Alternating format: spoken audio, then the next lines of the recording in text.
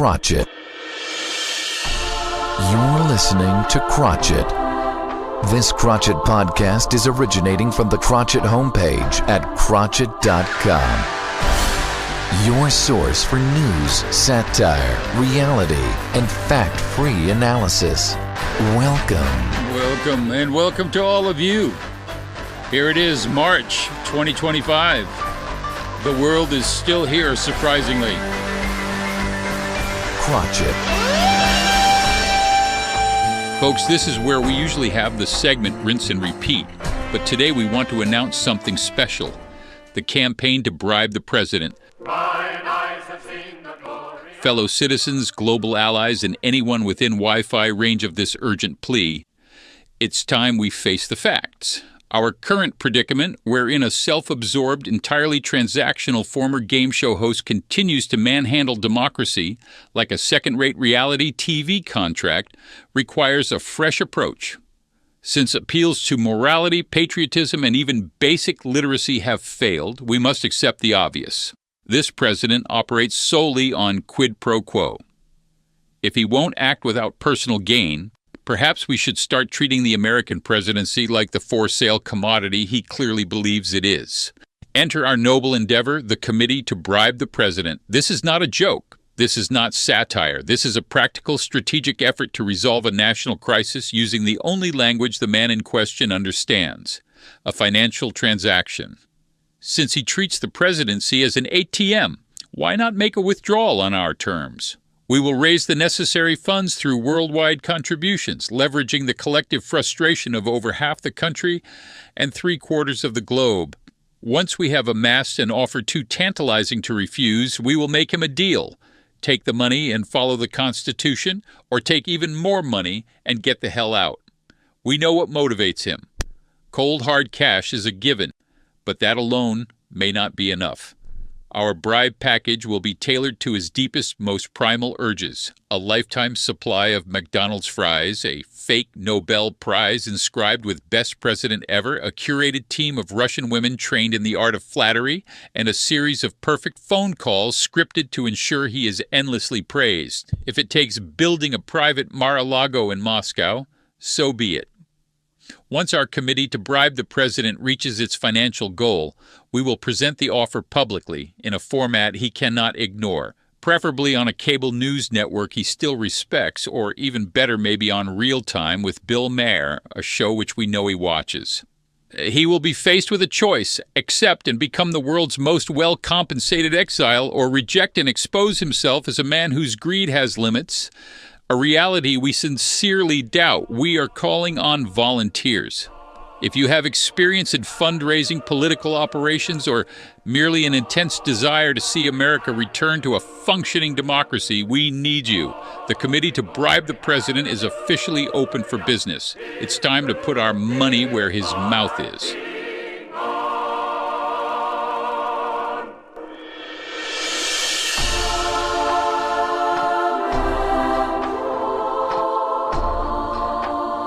You're listening to Krotchett. Hey folks, this is Krotchett. Don't waste any time. Get over to Krotchett.com and take a peek at the MAGA dictionary we've put together for you. It doesn't cost anything, and you'll become so enlightened by the new political knowledge you'll receive that you'll either join a protest or a monastery. Check it out at Krotchett.com. That's Krotchett with a K, so see you there. Now it's time for Letters, where baffled citizens send their burning questions about politics and culture. And Krotchett responds with all of the wit, sarcasm, and brutal honesty he can muster with his 2-second attention span. Here's a few letters that have just come in. Let's get started. Dear Krotchett, I was recently laid off from my federal job due to budget cuts. How am I supposed to trust a government that can't even keep its own employees? Signed, Frustrated in Federal Way. Dear Frustrated, the sweet irony of a government preaching job creation while handing out pink slips like party favors. Perhaps they believe in the trickle-down effect of unemployment. Trusting the mega government to keep its promises is like trusting a cat to guard your goldfish. Good luck. Here's another. Dear Krotchett, I voted Republican in the last election, but now I'm having second thoughts. Is it too late to change my mind? Signed, Regretful, no Redmond. Dear Regretful, welcome to the club of voters experiencing buyer's remorse. Changing your mind is as American as switching cable providers when the promo rate expires. The good news is you can always change countries. And another. Dear Krotchett, my spouse, a lawmaker, has gone all in on supporting Trump. How do I cope with the constant political drama at home? Signed, Distressed in D.C., Dear Distress. Pillow talk that doubles as a political rally. How romantic. Consider investing in noise-canceling headphones and a good therapist. Remember, it's not forever, just until the next election cycle or divorce, whichever comes first. Hang in there. Finally, Dear Krotchett, as a concerned citizen, I'm baffled by the recent surge in UFO sightings. Should I be worried about an alien invasion, or is this just another distraction? Perplexed in Pasco, Dear Perplexed, given the current state of affairs, an alien invasion might be a welcome change. At least extraterrestrials might have a coherent plan. Keep watching the skies. This is Krotchett. If you read, listen, or watch the news these days, you can see how anyone could see the world as a pretty depressing place. That's why we have this segment, One Good Thing. That's where Krotchett explores the earth with a digital magnifying glass, looking for that one good thing. Now here's Krotchett. Look, you know the rules. I don't like to get sentimental, and I certainly don't enjoy admitting that people occasionally do good things. It ruins my whole worldview. But every so often, some overachieving do-gooder makes it impossible for me to stay cynical. So against my better judgment, here's one good thing. Let's talk about Chandler, Arizona, where, for once, something happened that didn't involve a golf cart and a midlife crisis. Instead, we got a full-on action movie moment starring Officer Brian Larison and an off-duty firefighter, Asa Paglia. Together, they pulled a woman, Aimee Ruiz, from a burning car right before it turned into a budget Michael Bay explosion. This wasn't one of those polite, "Oh, let me open the door for you" rescues. No, Officer Larison smashed the car's window like a true ticket-writing action hero, yanked Ruiz out, and got her to safety with Paglia's help. Meanwhile, the car, which had just collided with a cement truck, because why not add some extra drama, went up in flames. If this had been a movie, there would have been slow-motion running and a perfectly timed helicopter shot.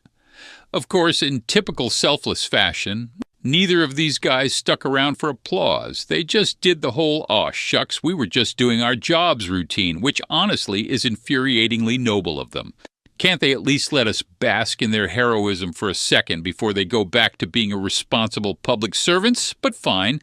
Credit where it's due. For once, two someones did something undeniably good.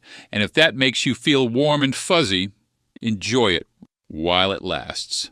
Because tomorrow, I go back to being unimpressed. Join Krotchett for a sharp, satirical dive into history's blunders, revealing their uncanny parallels with today's missteps in a segment we call Rinse and Repeat. Appeasement, the fine British tradition of hoping dictators will behave if you just give them what they want. Neville Chamberlain practically wrote the playbook in 1938, handing Hitler a chunk of Czechoslovakia like a consolation prize at a rigged carnival. His grand strategy? If we let the madman take just this one little piece, he'll surely be satisfied.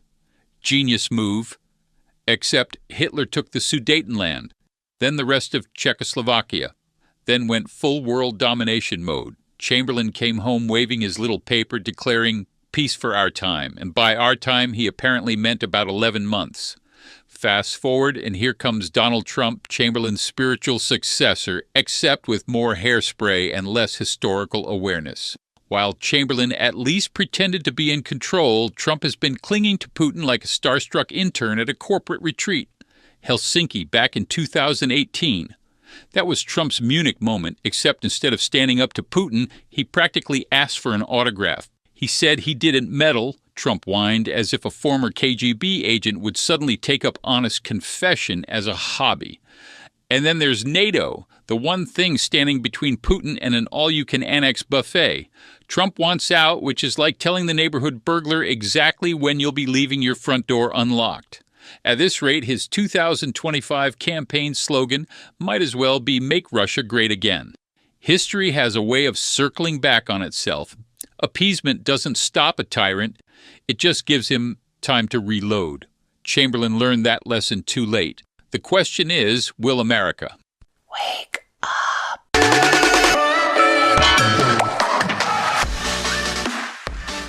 This is the Krotchett Rant.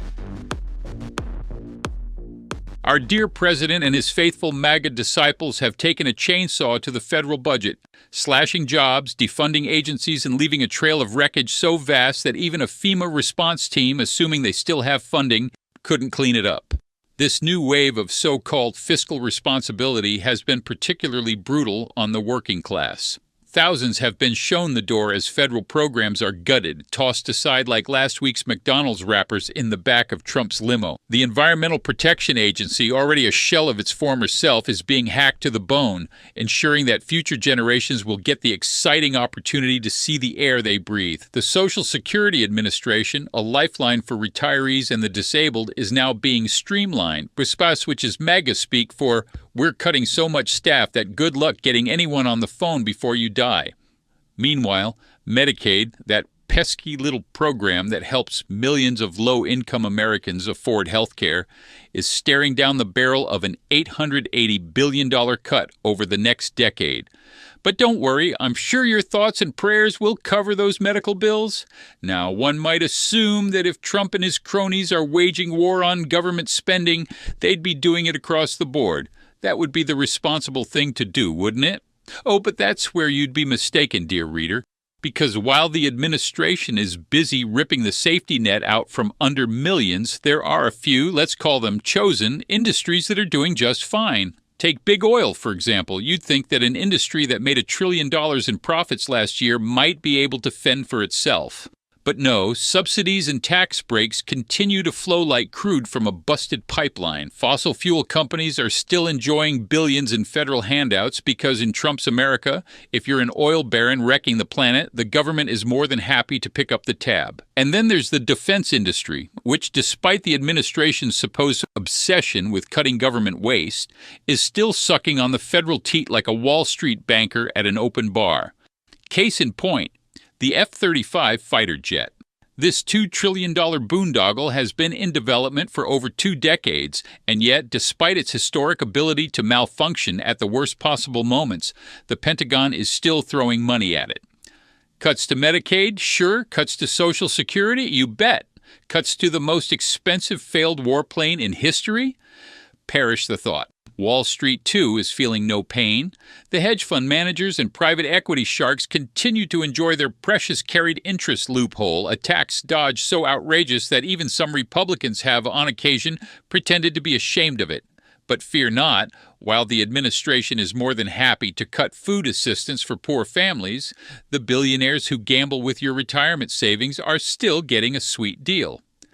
And let's not forget, Big Pharma. If you thought all these budget cuts meant drug companies might have to stand on their own 2 feet, think again. Subsidies, tax breaks, and the eternal gift of government-protected patent monopolies keep their profit margins nice and fat. Life-saving medications remain wildly overpriced, but hey, at least their CEOs can afford another yacht. So what have we learned? Well, austerity is alive and well, but only for the little people. If you're a struggling American who relies on federal programs, sorry, your government has decided it can't afford you. But if you happen to be a fossil fuel conglomerate, a hedge fund titan, a weapons manufacturer, or a pharmaceutical giant, congratulations. The gravy train is still running, and the station is open 24/7. Krotchett. You've been listening to Krotchett. Be sure to visit Krotchett.com for more opinions, ideas, and stories pertaining to our overly exaggerated sense of importance. Thanks for listening.